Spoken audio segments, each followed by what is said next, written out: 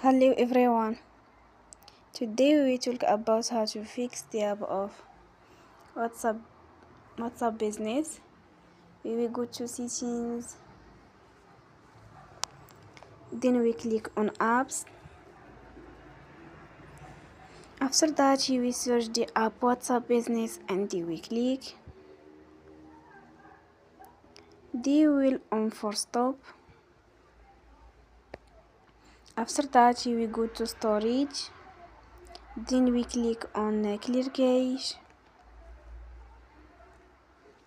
In the end, turn your phone and you will recharge your phone again. Don't forget to support us by like and subscribe. See you next time and thank you for watching.